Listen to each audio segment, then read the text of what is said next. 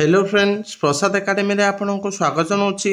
देखंतु Odisha subordinate staff selection commission तरफ गोटे अपडेट आछि जोटा कि आरआई एआरआई अमिन रिक्रुटमेंट को लेकिन तो कौन रही से अपडेट चलतु डिटेल देखा।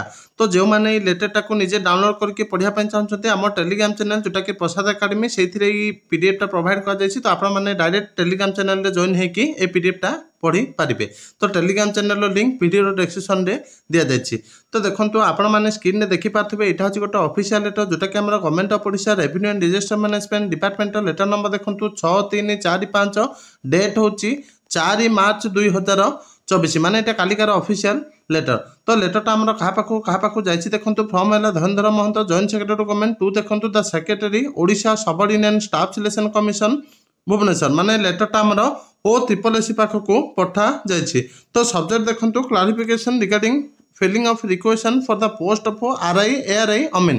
तो RI ARI Amin online requisition जो दिजापे क्लारिफिकेशन मगा जाइए। तो कौन मगा जाइए देखो तो दि जाइए with reference to letter number दि जाइए डेट दि जाइए जोटा कि 2/3/2024 on the subject cited above I am directed to say that the vacancies communicated by this department letter number दि जाइए डेट दि जाइए 28/2/2024 आर द वैकेंसीज एज ऑन 31/12/2023। तो ये कहुँ कि जो आरआई एआरआई अमीन 1414 वैकेंसी अच्छी।